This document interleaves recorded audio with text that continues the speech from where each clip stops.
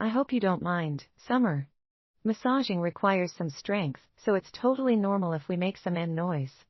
When I heard Ivana Garner speak, all I did was clench my teeth and say nothing. I gave her a reply and pretended to go back to sleep.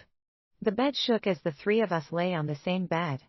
It was me, my husband, Edward Chalk, and my best friend, Ivana. This was the third day I had returned home from the hospital. Ivana offered to help take care of me after I informed everyone that I had become blind. She even offered to help give my husband massages at night. Their clothes were entangled on the ground as their undressed bodies moved under the covers. The atmosphere was steamy in bed. How were they not afraid? Well, it was only normal that they were not worried about anything because I was blind. I opened my eyes in the dark. It felt so disgusting that I wanted to throw up, but I pinched myself to hold it back. They had no idea that I had just been joking when I claimed to be blind. They started to go about their filthy ways when they heard that I could not see. Doing it while on the same bed as me just made things exciting for them. Ivana would put on my jewelry that was worth millions while enjoying the luxurious spread of food in the villa.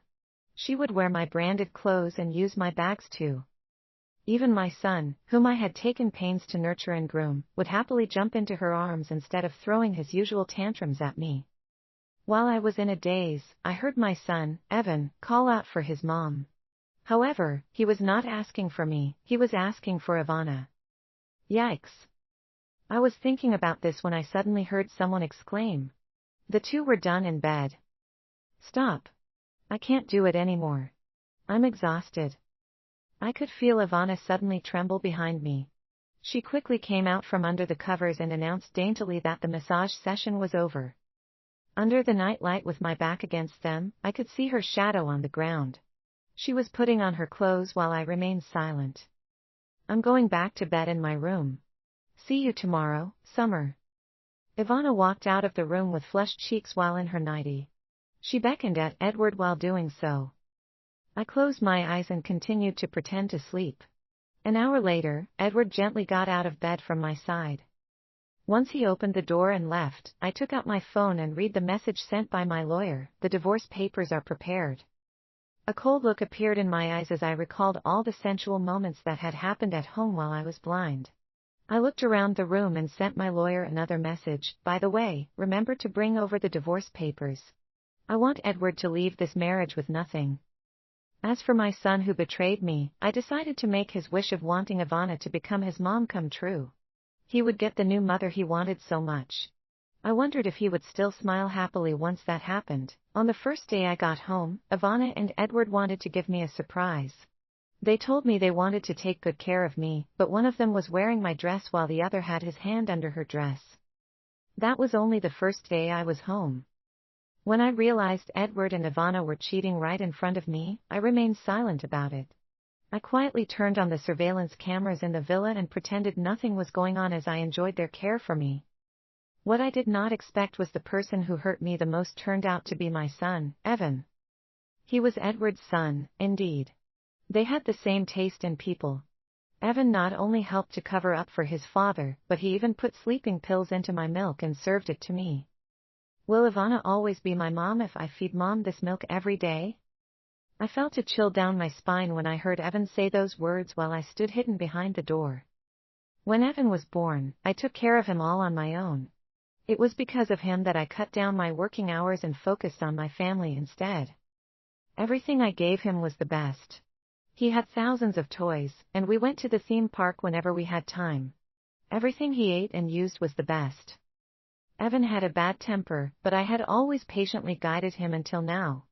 I never thought of hurting him even when he got mad and bit me until I bled. Yet now. Have some milk, Mom. He looked at me expectantly while holding the glass of drugged milk. He kept pushing me to drink it. I was completely disappointed, but I pretended to be unaware of what he did and took a sip. Evan left after that, happily bouncing away. He even gave me a reminder before he left the room, hurry up and finish the milk, Mom. That was when I started to change my impression of this child. He was my biological son, but he was always nasty to me. He was even drugging me after I became blind and would sometimes place small blades in my towel. Whenever I disciplined him before, Edward used to berate me, saying that he was young and knew nothing.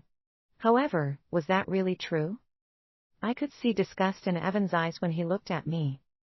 Children could never lie. Some children were indeed just immature, but some were born to be bad. I no longer wanted this son. After coming to a decision, I spat out the milk. My eyes turned red as I watched Evan jump into Edward's and Ivana's arms.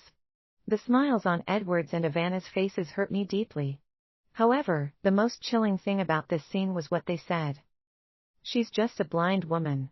You never know when she'll die. I wouldn't have married her if she wasn't earning so much money.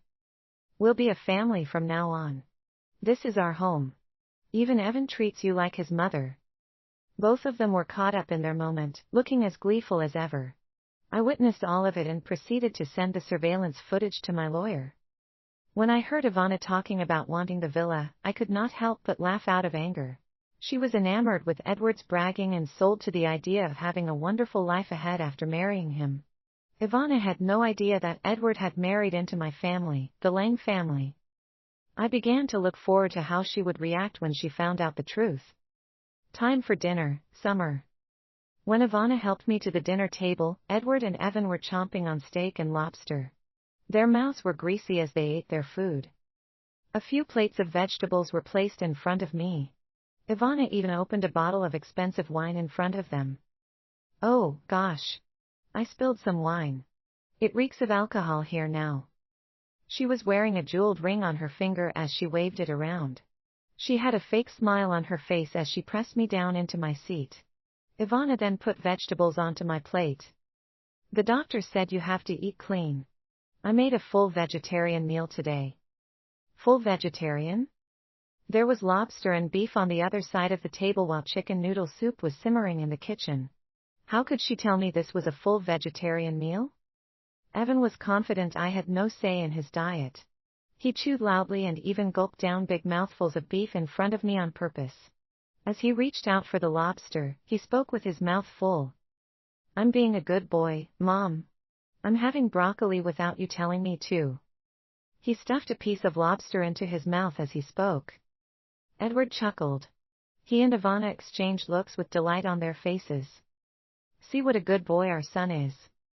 I continued to be blind and ignored all of this, but my fists were clenched under the table. Ivana looked at me a couple of times with a strange look on her face. Summer, are you sure you can't see a thing? Her words made me jump and caused my heart to sink. She was staring at me questioningly. She must have detected something strange about my reaction, but it was fine. I calmed down and suddenly grabbed her. This action scared her, and she wanted to fling my hand away. What are you doing? Ivana, I can smell beef and chicken noodle soup. I said something before she could continue, and Ivana was taken aback. Then, she relaxed and smiled. You must be mistaken. The smell could be coming from the neighbors. She began to mix up the food on my plate. The next moment, Ivana lowered her head and spat into my plate. Then, she scooped up some vegetables and put the spoon to my mouth. Have some food, Summer. It's getting cold.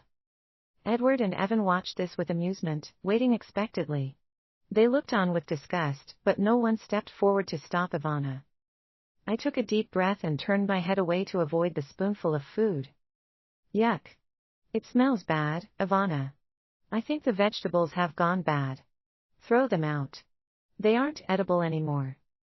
Ivana flung her spoon to the floor and clenched her teeth with anger, but she voiced her agreement. Her trick did not work. My last hope for Edward and Evan was crushed when I saw the disappointment on their faces. I might really have been blind to have met a lousy scoundrel and given birth to his lousy son. Fortunately, I had come to realize my mistake. With that, the atmosphere at dinner became weird. After Evan went off to school the next day, Edward and Ivana prepared to sneak out of the house. Ivana smelled of perfume and was dressed sexily as she and Edward held hands while leaving the house. Oh, Evan has a school function that I'll be attending with Edward. Evan is just so adorable. I'll tell you all about it when we come home. Edward put his hand on Ivana's butt and said they needed to hurry out of the house or they would be late. The smiles on their faces were annoying. They rushed out hurriedly without even waiting for my reply. Once they were gone, I stood up from the couch and stepped on Ivana's clothes, which were all over the floor.